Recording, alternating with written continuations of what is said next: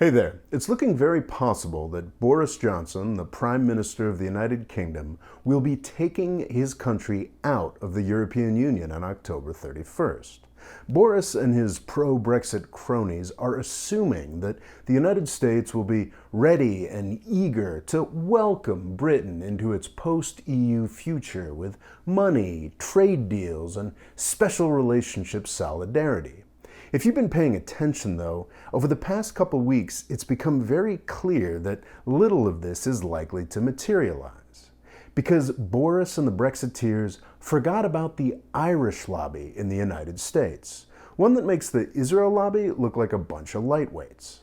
I'm embarrassed to admit that I forgot about the Irish lobby too. Back in 2016, I released a strongly anti-Brexit series of videos. My main fear was that British exit would lead to EU disintegration and an eventual return to violence in Europe, because so many countries there think they deserve parts of other countries. I still think all of that is worth worrying about, but it turns out I didn't have to look that far afield for a return to violence. We're already seeing its beginnings in Northern Ireland.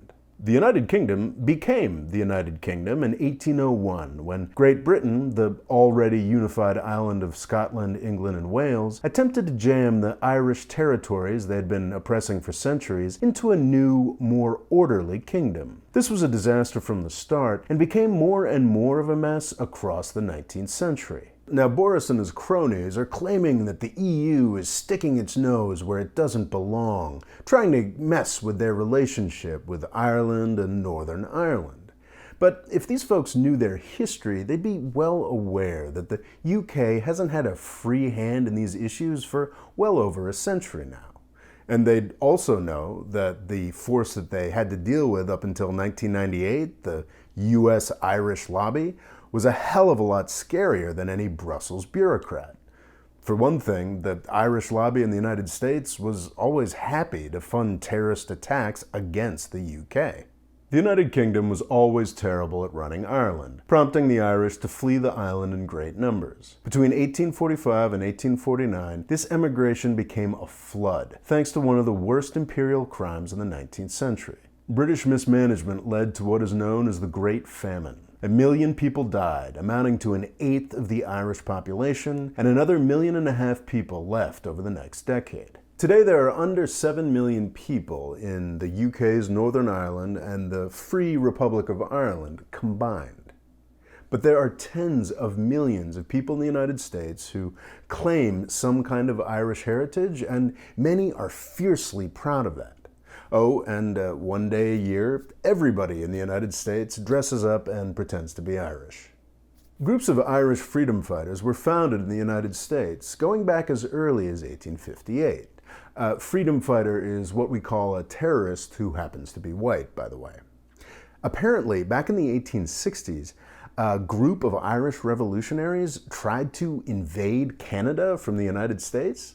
It's crazy stuff. Irish Americans attained real political power, especially in the big city machine politics of the 19th and 20th centuries. Back in the 1800s, this was just an annoyance to the British. But as the decades wore on, the United States got richer and more powerful, and our advocacy for Ireland got harder to ignore. Finally, around the end of World War I, a British victory that the United States paid for, London found that they needed US goodwill more than they needed to control all of Ireland.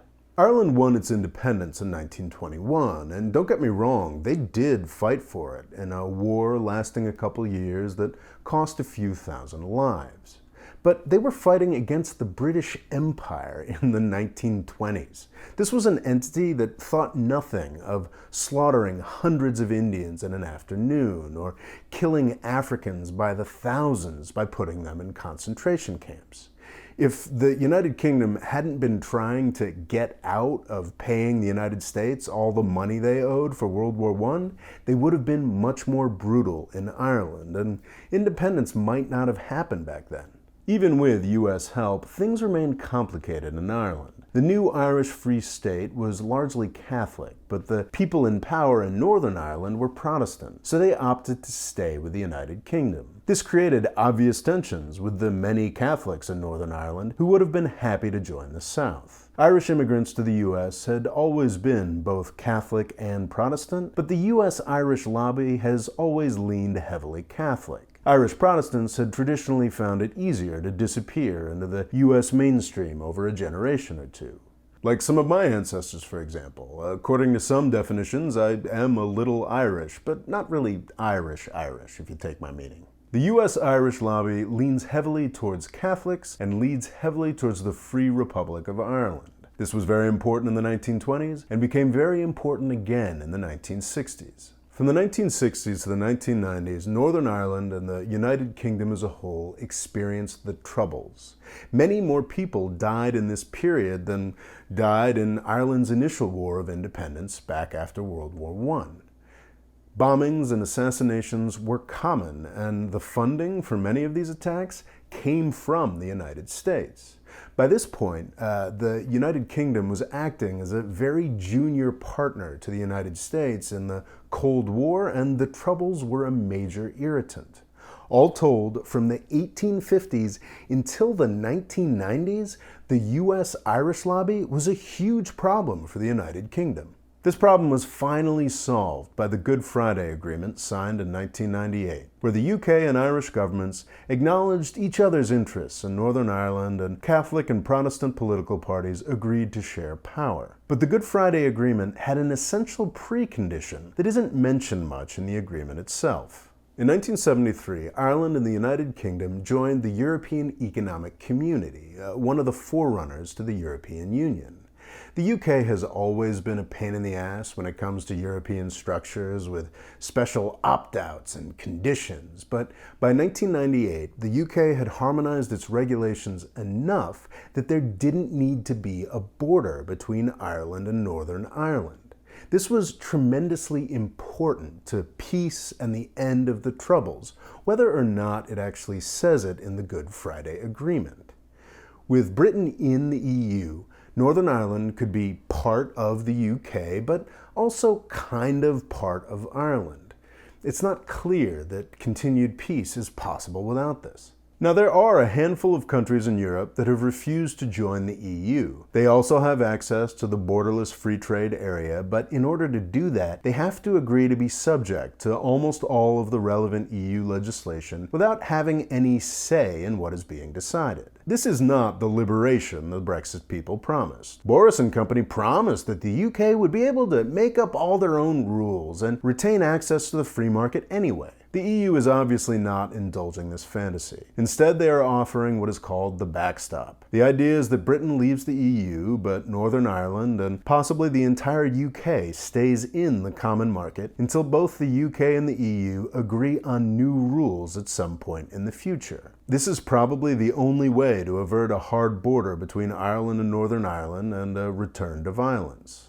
Brexit supporters argue that the backstop would make Brexit meaningless and pointless, and that's totally true.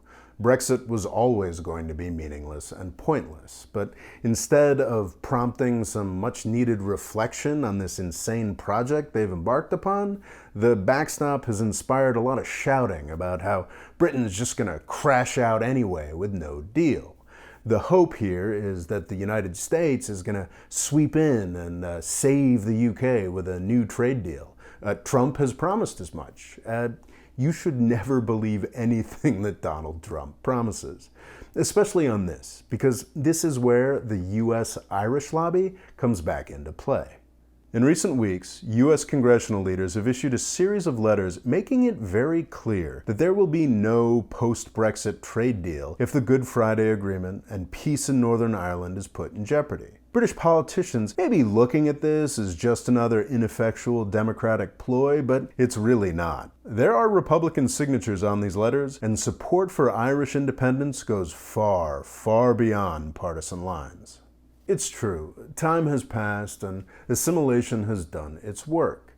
Proud Irish-American politicians no longer run every major American city, but from Fortune 500 boardrooms to the Trump-loving car dealership owner at the edge of your town, much of the United States is still run by old white guys. And many more of these old white guys define themselves by their vacations in Ireland rather than their business trips to London. Northern Ireland and the US Irish lobby is a huge and growing problem for UK Prime Minister Boris Johnson. Thanks for watching. Please subscribe, and please click the bell next to the subscribe button to get notifications whenever I upload a video. Thanks.